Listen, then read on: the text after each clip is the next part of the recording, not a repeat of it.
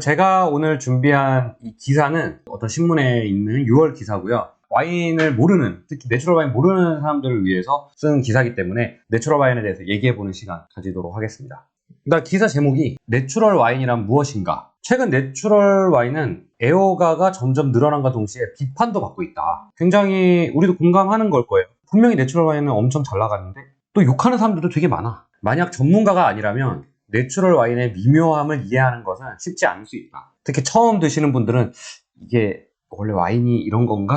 라는 생각이 들기도 합니다. 이 기사를 통해서 우리는 내추럴 와인이 무엇이고 어떻게 마시면 되는지 알 수 있을 것이다. 내추럴 와인이라는 용어는 소비자를 안심시키는 경향이 있는데 이는 충분히 이해가 된다. 무슨 말이냐면 우리도 흔히 그러잖아요. 어디 물건을 사러 갔을 때 유기농, 친환경 이런 단어를 보면은 뭔가 좀 더 생각이 좀 달라지잖아요. 그러니까 그 물건에 대해서 이 물건이 맛이 있고 없고를 떠나서 약간 호감형이 될 수도 있고 그런 선입견 같은 게 있잖아요. 네, 그거를 이제 얘기를 하는 건데 하지만 환경을 걱정하는 소규모 생산자의 내추럴 와인 뒤에는 진정한 개념이 숨어 있다. 그러니까 이 소규모 생산자들의 철학이 있다 이 얘기고요. 그래서 우리는 내추럴 와인을 다른 관점으로 보려고 노력을 해야 된다. 그러니까 우리가 내추럴 와인을 그냥 와인 중에 하나 그냥 이렇게 쉽게 생각할 수도 있지만 다른 방식으로도 한번 생각해 볼 필요가 있다. 왜냐? 내추럴 와인 자체가 소규모 생산자들이 자기네들 철학을 가지고 만드는 것이기 때문에.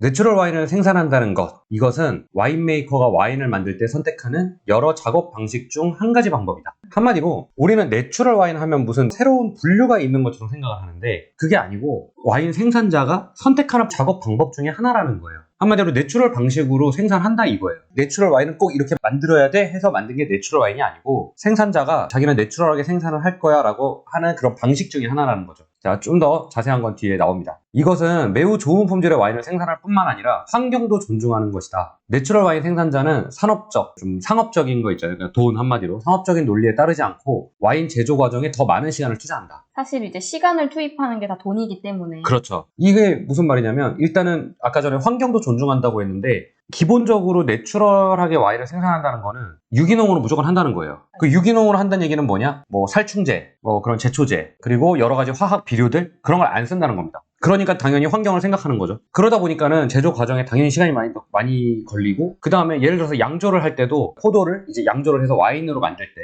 좀 더 내추럴하게 만든다는 거는 양조 단계에서도 최대한 그 약품을 안 쓴다는 거예요. 그렇게 이해를 일단 하시면 될 것 같고 그러다 보니까 당연히 더 많은 시간이 들어가겠죠. 그래서 보통 우리가 내추럴 와인을 찾으려면 와인샵이나 생산자에게 직접 가야 한다. 이는 일반적으로 와인 생산자와 소비자 사이가 더 투명하다는 것이다. 내추럴 와인은 대규모 생산을 할 수가 없습니다. 보시다시피 약품도 안 쓰고 재배부터 그렇게 유기농으로 하니까 절대로 많은 양을 생산할 수가 없어요. 그러다 보니까 큰 회사들이 그렇게 상업적으로 팔 수가 없습니다. 절대 마진이 안 나올 수가 없어요. 그러다 보니까 지금 여기 나오는 대로 전문 와인샵이나 생산자한테 직접 가야지 구할 수 있다. 근데 이제 물론 중간에 도매상이 있겠죠.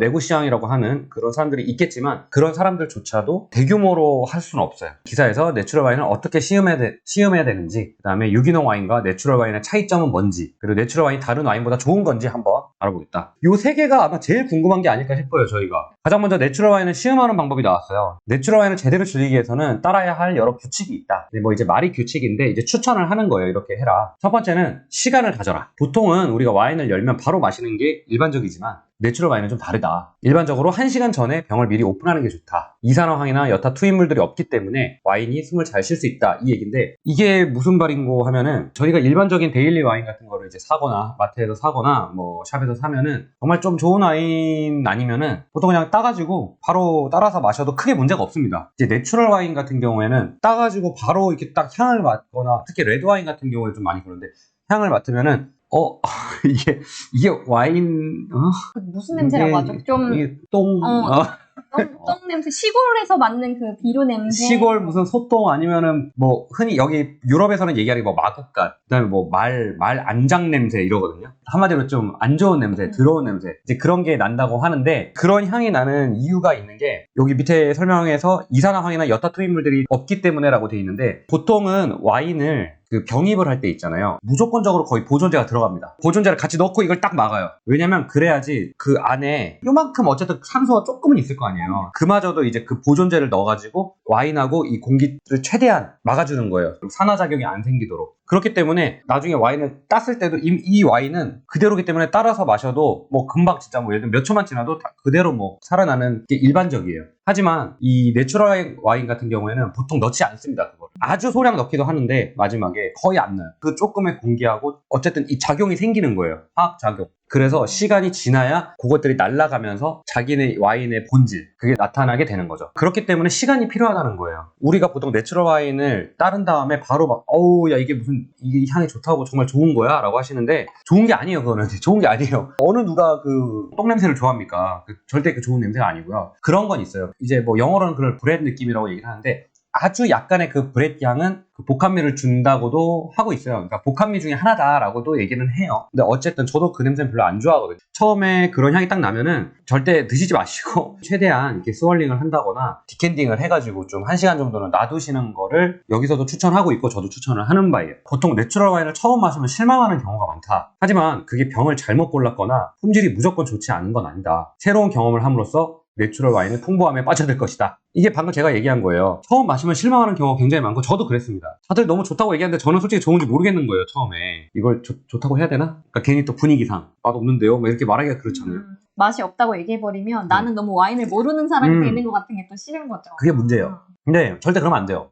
그냥 솔직하게 해야 돼요. 와인은. 하지만 제가 말씀드리고 싶은 건 어쨌든 조금 시간은 필요하다. 시간이 지났는데도 계속 그런다? 잘못된 거예요, 그거는. 좋은 게 아닙니다. 네. 한두 시간 안에 만약에 그게 다 날아가지 않았다? 그러면은 조금은, 의심을 할 필요가 있다. 저는 그렇게 생각을 합니다. 자, 매년마다 프랑스 전국적으로 특히 부르고뉴, 쥐라, 랑그도 루시옹, 루아르, 내추럴 와인 생산자가 계속 증가하고 있다. 실제로 그렇습니다. 지금 유명한 와인샵들 가보면 쥐라나 사부아 지방이라고 있어요. 이쪽 지역은 거의 뭐 비오 내추럴이라고 생각을 하시면 될 것 같고요. 그 다음에 뭐 루아르도 굉장히 많아요. 랑그도 루시옹 같은 경우에는 옛날에 막 벌크 와인 생산하고 좀 싸구려 와인 생산하던 곳이었잖아요. 근데 이제는 좀 젊고 좀 혁신적인 생산자들이 많이 가서 좀 친환경적이고 내추럴한 와인들도 많이 만들고 있습니다. 그래서 뭐 프랑스 전국적인 현상이다. 그렇게 보시면 될 것 같고요. 그래서 뭐 여러 지역에서 생산되는 다양한 내추럴 와인을 맛봄으로써 각각의 때로와를 표현하는 다양한 방법을 이해할 수 있다. 한마디로 내추럴 와인도 옛날에는 어떤 특정 지역에서 시작을 해가지고 뭐 많이 이제 좀 뭐 예를 들면 쥐라나 그런 데밖에 없었다는 거죠. 근데 이제는 전국적으로 퍼지다 보니까 좀 더 이제 본연의 때로와 본연의 맛을 느낄 수 있다는 얘기예요. 물론 품종이 다 다르고 뭐 기후가 달라서 뭐 와인이 다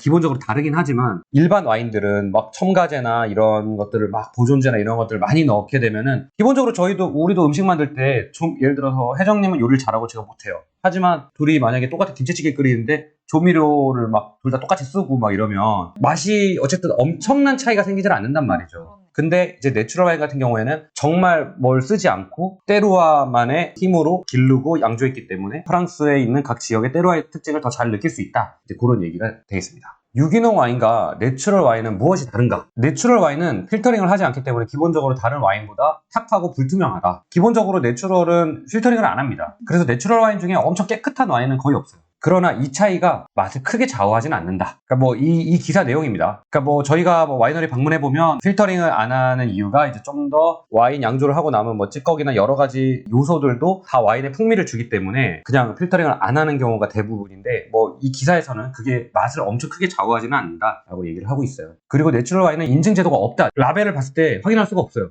그래서 내추럴 와인은 아소시아시옹 데 왕 나추헬 이게 내추럴 와인 협회거든요. 이 내추럴 와인 협회를 제외하고는 공식적으로 인정받은 게 없다. 아소시아시옹 데 왕 나추헬 이 내추럴 와인 협회가 생긴 지가 얼마 안 됐습니다. 여기에서 계속 노력을 했어요. 내추럴 와인도 뭔가 좀 공식화시키자. 가이드라인을 정하려고 그래요. 근데 그 이유가 있어요. 왜 그러냐면은 아무렇게나 와인을 만든 다음에 내추럴 와인이라고 해도 돼. 규정이 규정이 없어요. 규정이 없어. 소비자 입장을 봤을 때 그렇죠. 이런 인증이 필요하다. 그렇죠.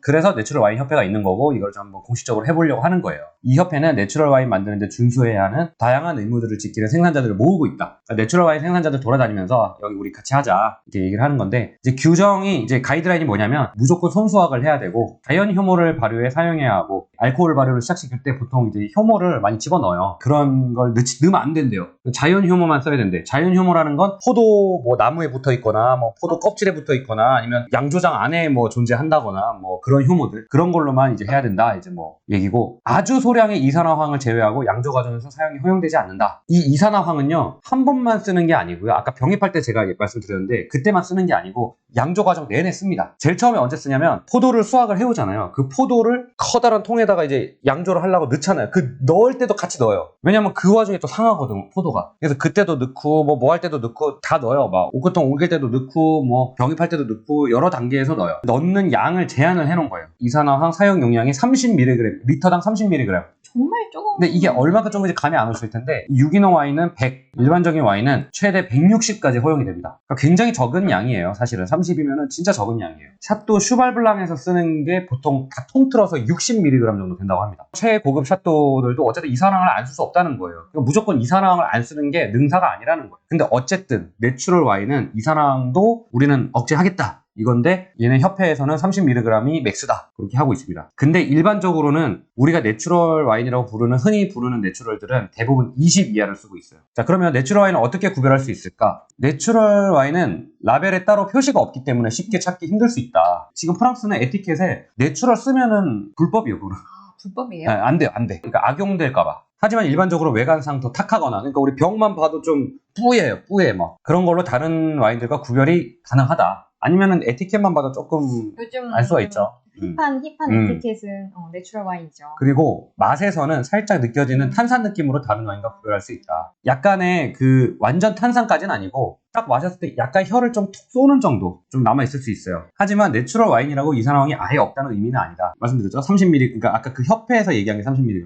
일반 와인이나 유기농 와인에 비해서 거의 들어있지 않다는 것이다. 그럼 무조건 내추럴 와인은 이산화황이 안 들어간 거야 라고 같다고 생각하시면 안 되고, 물론 그런 와인도 있지만 근데 대다수는 조금씩 써요. 안 쓸 수가 없습니다. 음. 내추럴 와인 다른 와인보다 낫다. 요게 이제 아주 가장 큰 논쟁거리예요. 얘네도 이제 딱 해놨네. 맛에 대해서는 뭐가 낫다고 평가하기 힘들다. 모든 소비자의 취향이 다르기 때문에 내추럴 와인이 일반 와인보다 좋다고 하는 것은 잘못된 것이다. 어떤 내추럴 와인을 마시는지, 사용자의 취향이 어떤지가 중요하다. 저는 이 말이 오늘의 결론 같거든요. 어떤 내추럴 와인을 마시는지, 이게 가장 중요합니다. 맛없는 내추럴 와인을 막 마시고 내추럴 와인이 별로다라고 얘기하는 것도 좀 그렇고, 근데 그렇다고 해서 또 내추럴 와인 몇 번 먹었다고 야 내추럴 와인 엄청 좋아 맛있어 라고 얘기하는 것도, 일반 와인은 난 못 먹겠어. 그것도 조금은 물론 이제 근데 그럴 수는 있죠. 내 취향이 내추럴 와인이 너무 맞아. 그러면 그럴 수 있죠. 근데 어쨌든 중요한 건 어떤 내추럴 와인을 마시는가 제일 중요한 거예요. 제가 내추럴 와인 생산자들을 몇 군데를 방문을 해봤는데 항상 그때마다 듣는 얘기는 그냥 내추럴 와인이라 그러면 저한테 항상 뭐라 그래요. 앞에다가 영어로 이제 굿을 써라갖고 맛있는 내추럴 와인을 생산하는 게 중요하다. 한마디로 내추럴 와인은 누구나 만들 수 있지만 맛있는 내추럴 와인 만드는 게 어렵다는 거예요. 그래서 어떤 내추럴 와인을 마시는지가 가장 중요하다. 그거를 말씀드리고 싶었고, 또 취향은 다 다르기 때문에 뭐 강요를 해서는 절대는 안 되는 거고요. 다른 식품들도 일부 소비자는 유기농을 선호하고 또 다른 소비자는 유기농의 차이점을 크게 인식하지 않고 그다지 선호하지 않는다. 내추럴 와인도 마찬가지라는 거죠. 결국 식품의 종류와 개인의 취향에 따라 다 다른 거다. 꼭 와인에만 한정되는 문제가 아닌 거죠. 그렇죠. 마지막 장이에요. 하지만 내추럴 와인은 살충제를 사용하지 않는 유기농 포도제를 한다는 장점을 가지고 있다. 이 내추럴 와인 자체가 유기농을 그냥 거의 베이스로 하기 때문에 일단은 좀 친환경적이다. 아직까지 많은 와이너리가 화학약품을 다량으로 사용하고 있다는 사실 때문에 맛에 크게 영향을 미치지 않는다 하더라도 많은 이들이 내추럴 와인을 선호하는 쪽으로 가고 있다. 점점 사람들이 좀 환경적인 거를 더 많이 생각을 하고 소득 수준도 높아지고 그 다음에 좀 자기도 뭐 적게 먹더라도 괜찮은 걸 먹겠다, 깨끗한 걸 먹겠다, 뭐 이런 식으로 가는 거죠. 그러니까 실제로 지금 내추럴 와인이 지금 프랑스에서는 뭐 정착을 했고요, 문화로. 그럼에도 불구하고 내추럴 와인 생산자들은 이런 와인이 산업화돼가는 것은 긍정적으로 보지 않는다. 지금 사람들이 내추럴 와인을 엄청 찾고 있고 하지만 실제 내추럴 와인을 생산하고 있는 생산자들은 이게 엄청 상업적이고 뭐 엄청 대규모가 돼가지고 사람들이 다 막 내추럴 이걸 원하지 않는 거예요. 어떤 걸 걱정하냐면 만약에 이게 뭐 좀 산업화가 돼가지고 대규모 내추럴 와인을 뭐 어떻게든 뭐 생산을 해가지고 마트에도 들어가고 막 이렇게 가격도 뭐 엄청 싸지고 이러잖아요. 사람들이 내추럴 와인을 잘못 알고 더 관심에서 멀어질 수 있잖아요. 또 안 좋은 선입견만 갖게 그렇죠. 될까봐. 네. 그런 걸 굉장히 걱정하고 있어요. 그래서 오히려 안 좋아하고 있어요. 이런 상업화되는 거를. 그리고 이제 마지막에 뭐 이거는 제가 볼 때 그냥 꼬다리로 하나 넣은 것 같은데 뭐 건강 측면에서는 내추럴 와인이 좀 더 소화가 잘 되고 건강에 좋다고 할 수 있다. 요거는 뭐 과학적인 증거는 없습니다. 왠지 나도 기분상 그렇거든. 내추럴 와인 마신 다음 날에는 조금 숙취가 덜한 것 같더라고. 그래서 찾아봤는데 아무런 근거가 없습니다. 아 정말? 네, 그게 이제 결론이고, 조금 더 제가 내추럴 와인에 대해서 제가 하고 싶은 얘기를 하면요. 제일 중요한 거는 아까 그 생산자들이 말한 거랑 똑같아요. 내추럴 와인이 중요한 게 아니고 맛있는 좋은 내추럴 와인이 중요하다. 그게 저는 딱 오늘의 결론인 것 같습니다. 그래서 그러면은 아니 근데 내가 그냥 와인도 잘 모르는데 그런 내추럴 와인은 어떻게 찾냐? 그래서 중요한 거는 믿을 만한 샵, 믿을 만한 소믈리에나 그런 전문가 그런 분들을 알아두는 게 좋다. 그럼 또 아니 그런 사람들 어떻게 하냐? 경험을 좀 다양하게 하는 거죠. 그러니까 예를 들어서 나는 지금 와인을 마신 지 얼마 안 됐는데 몇 번 먹다 보니까 이게 딱 맛있었어. 거기 꽂혀가지고 그냥 그것만 쭉 가는 게 아니고 더 드셔보는 거예요. 더 다양하게. 그러다 보면은 와인샵도 분명히 여기도 가볼 거고 저기도 가볼 거고 그러다 보면은 좀 눈이 더 뜨일 거고 아, 이 사람이 추천해주는 거는 좀 신뢰가 간다. 내추럴 몇 번 먹어봤는데 내가 다른 데서 먹었던 내추럴이랑 좀 다르다. 확 느껴지실 거예요. 오늘의 그 내추럴 와인 뉴스는 여기까지입니다.